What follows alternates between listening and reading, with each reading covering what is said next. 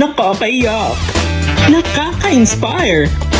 Dear MOR. Magandang umaga, netizens, and welcome back to another episode of our podcast, Heart to Heart Stories, where real voices and real stories come to life. But before that, how are you, netizens? It's been a week since we had our last podcast. So today, netizens, we're sharing the story of a young girl named Mia. She's bright, she's kind, but there's something you won't notice right away. Mia has selective mutism. So to all our listeners and viewers out there, selective mutism, it is a communication disorder that makes speaking in certain situations almost impossible. So netizens, here's a letter of Mia's mother.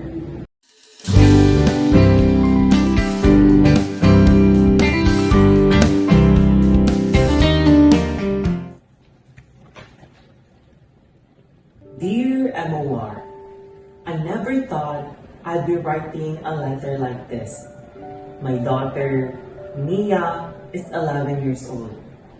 At home, her voice fills every room, telling stories, asking endless questions. But in school, it's a different world. A world where her voice disappears. She has selective mutism, not just shyness. It's an anxiety-based disorder that makes speaking in certain places feel impossible. I am sharing her story so you can understand what it's like to live in silence and to see how patience and kindness can change everything. So netizens, here's a short scenario of what it's like to have selective mutism. So we'll be right back.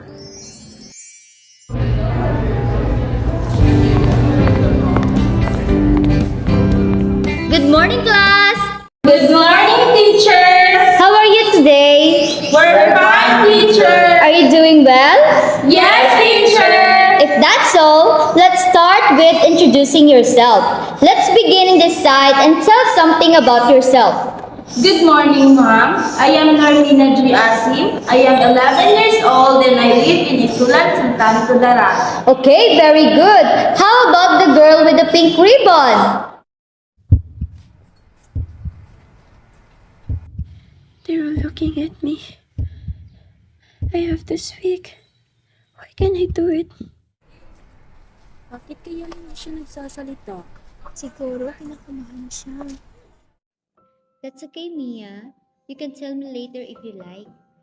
She's not mad. But why do I feel so broken? Mia wasn't being rude. She wasn't ignoring anyone. Her silence was something she couldn't control. But thankfully, her teacher understood that helping Mia required patience. Okay, class. Let's now present your family tree in front. Who wants to go first? Yes, Angeli? Ito po yung family tree ko, teacher. 5 po kami sa bahay.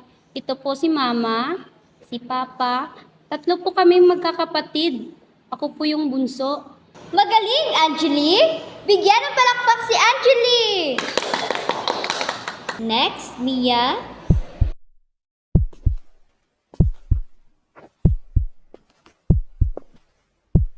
Mia? It's okay, Mia. Kung kinakabahan ka, mag-proceed na lang tayo sa next. Babalikan ka lang namin mamaya. Okay, next. Hannah! Ito naman po yung family tree ko, teacher. 6 po kaming lahat.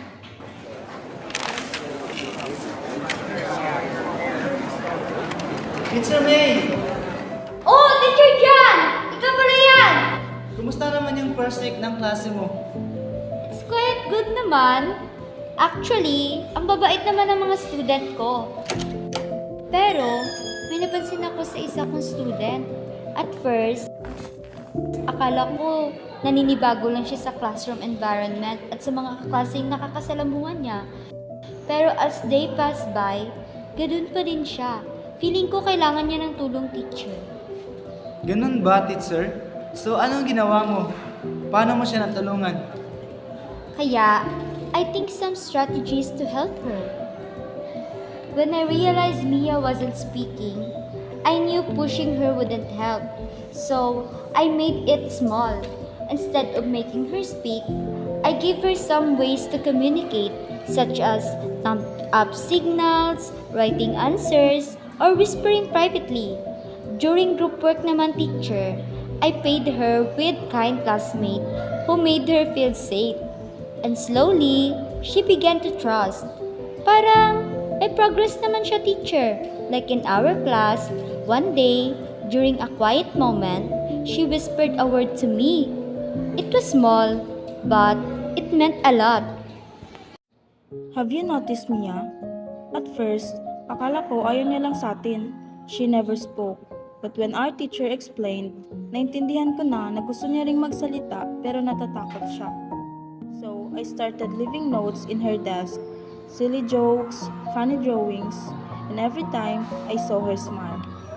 Ako din, yung nakasama ko siya, hindi nga siya nagsasalita, pero sumama siya. That's why I realized na hindi lang sa salita ang paraan para maging kaibigan. It wasn't easy. Mia still faced hard days, but with every step, she grew braver. And while Mia's journey continues, her mother remains hopeful. Let's return to her words. Mia still doesn't speak in every situation, but she's trying. And that's more than enough.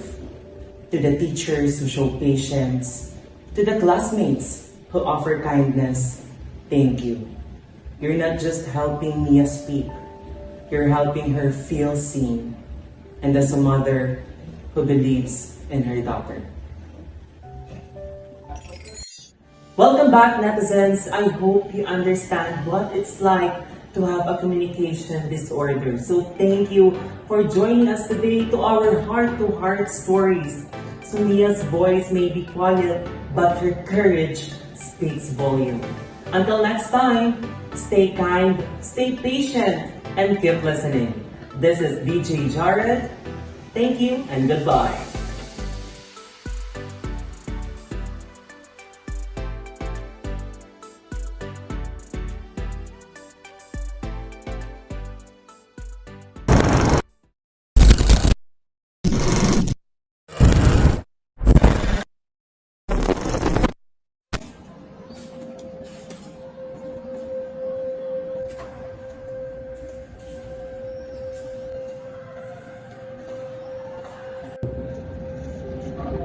Sino ba yung sa inyo?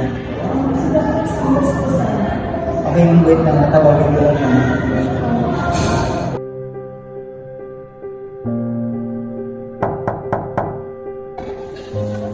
Doc, andito na po yung place of tea. Let them in peace. Pasok na sa tayo.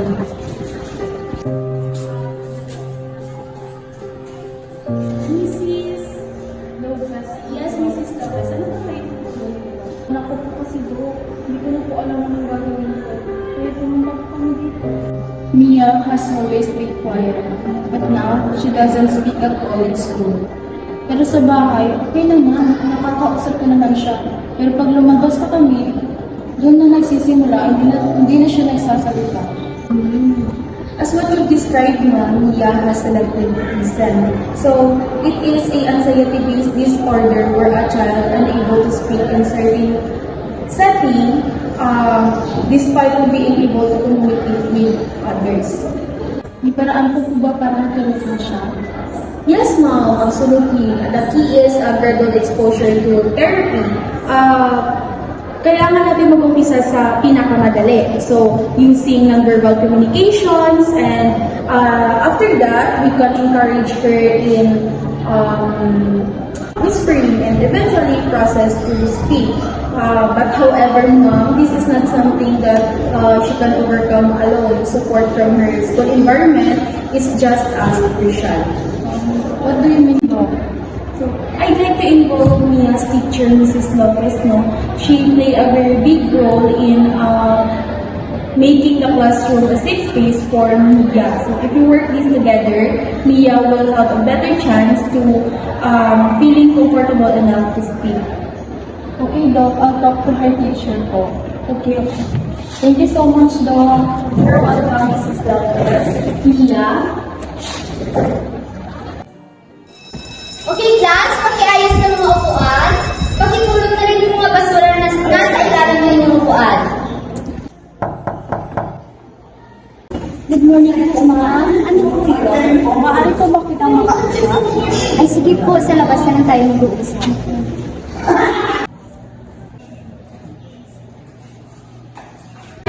Good morning, ma'am. Saan po yung pag-uusapan natin? Good morning po. Ito po sana ito sa anak ko pang si Mia. So, ano yung problema kay niyo, ma'am? Kasi kami sa doktor. Nag-diagnose po siya ng selective mutism po. Kaya pala, I have noticed Mia's silence in class, but I didn't realize it was selective mutism. So, ano po yung sabi ng doktor, ma'am? So, the doctor explained that kailangan daw po ni Mia ng supportive environment. Humingi ko po sana ang tulong niyo na matulungan ang anak ko. It's not that she doesn't want to speak. It's that she physically can't in certain situations. And with patience and right intervention, she can gradually gain confidence. This makes sense po, ma'am. So, how can I help you? So, ito po yung advice ng doctor, ma'am. She suggested that small steps allowing her to participate non-verbally first, like using written responses or gestures. Eventually, you can encourage whispering or reading in uncomfortable settings. Also, giving her time without pressure will help. Makakaasa ka po, ma'am. I will make sure that Mia feels supported. Thank you for letting me know this, ma'am. I will work on creating safe space for her.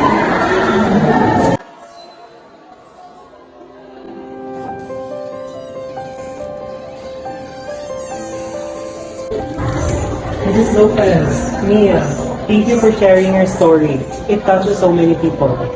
Thank you so much, DJ, for giving us this platform.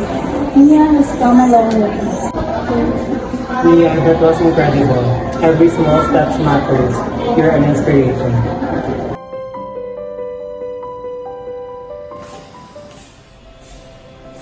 Hello, Doc. Good morning. Good morning, Mrs. Tapos. I've been listening to your story, Mia. You've come so far. How do you feel? I still get scared, Doc, but it's not as hard as before po. She even spoke during the podcast, Doc. It's just a simple thank you, but it meant the world. Wow, congrats, Mia. That's a huge milestone. Well, let's continue building this together. Small victories lead to great success. Thank you, Doc. You're welcome.